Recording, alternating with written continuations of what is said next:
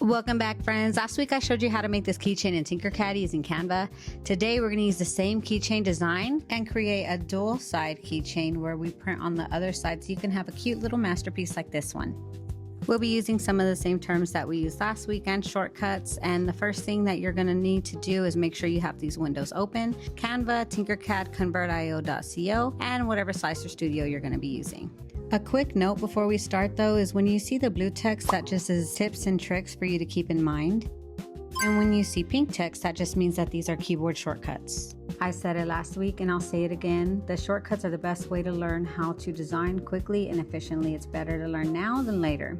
So you're going to want to pull up the same design that we did last week in Canva, the John 3:16. And right where you see my mouse pointing is where we're going to duplicate this entire page. So you're going to click on that and it's going to automatically duplicate everything that we have on this page here. Once we do that, we're going to erase John 3:16 and replace that with the words true love. This is going to be the underside of our keychain. And center the text inside the heart and leave space between the heart and the letters. If white touches white, then Tinkercad will not cut the text cleanly. So just center it vertically and only eyeball it horizontally. So then you're going to export this from Canva as a transparent PNG. And I know that Canva can convert any file to an SVG, but you're not going to want to do that because for some reason it doesn't convert correctly anytime you import it into Tinkercad. Every once in a while it might get it right, but just save yourself the time. So once you export that as a PNG, you'll want to go ahead and put it into convertio.co and convert it to an SVG. I hope you listened to your girl and did the right thing and converted it to an SVG in convertio.co, so that way you can import it in peace into Tinkercad. Last time I brought it up to you guys that whenever you're importing a file, that right here before you completely import it, you scale down to 25% because this is going to be a keychain and we want it to be small when it comes in. Once we let that load, we're going to move it out the way and turn the quality up to 24 so it's smoothed out. Again, we're going to go back to our handy dandy tracer tool and we're going to trace around the words true love. Also make sure that your snap grid is off. As you're tracing, just make sure that you stay inside of the heart shape. Once you're done and you connect the two end pieces of this new shape that you've created, just click on Finish Sketch so that way you can have a solid object now. As you can see, this shape is sitting on top of the heart and we need it to sit inside of the heart. So we're going to click the shape and we're going to select D on the keyboard so that way it drops down on the work plane. Then we're going to click on the heart, press H so it turns into a hole. Then we'll select both of the shapes so that way we can hit Control G and group them together so that all that's left is true love. Aw. All right, folks, here's a new term, M for mirror. We have true love selected right now and we're going to hit M so that way it can mirror the image. So that way we are looking at the mirrored image of the image.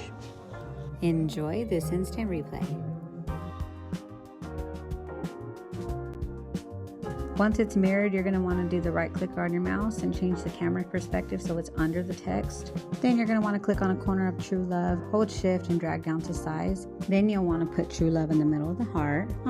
But we just want to make sure that the size is right. So you'll select all of them and level it, but you'll only level it vertically, not horizontally. We'll just eyeball it horizontally where we think it looks best. You'll select all of the objects and then you will hold shift down, click on the heart, so that way the only thing selected is true love. Hit H on your keyboard so you can turn it into a hole and then size down to 0.5 and hit D so that way it can come back down to the work plane. You'll deselect it and reselect John 3:16, update the height on it to 4.5 millimeters. Okay, so pivot the camera view to be under it again, right where we were when we were doing the true love. And we are gonna click on the John 3:16 and change the color to white so that way we're not confused on what's what here.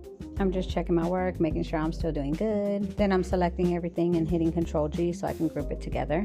As you can see, it is almost like the true love is engraved into the keychain, because it is. Side quest to another shortcut, which is hitting T on the keyboard so that way it's transparent and you can see inside of it. You can actually see the letters cut into the keychain. Okay, so you're gonna wanna update the name on this to V-Day Keychain Part 2. Don't start building bad habits by not naming your stuff, because then you'll have 20 V-Day keychains and you won't know which one is the right one. All right, export that bad boy and pull it up into your Slicer Studio. And I'm gonna need y'all to lock in because I am really putting you guys up on game on something that nobody else wanted to teach me. I would ask and ask and ask and nobody would teach me, but I got y'all. Okay, so this is where that 0.5 comes into handy. We're going to go into the slicer tool and on height, we're gonna type in 0.50.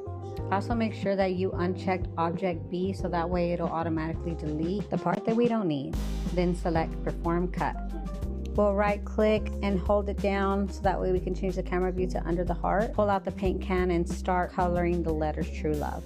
Now I'm going to turn it around, the camera view again, and I'm going to do the same on the top side with John 3:16. I'm going to get a little lazy here and kind of just swoop over all of it so that way it'll color it white. Whatever I have colored too much, I will go and fix here in a minute, but here's another key point for you. When you're painting, you'll see that your filament colors are numbered. You can just select those numbers on your keyboard and it'll automatically switch to that color. Feel free to rewind to watch that in real time. I wanted to switch back to pink, so I just typed number 1 on my keyboard and boom, I was switched to pink.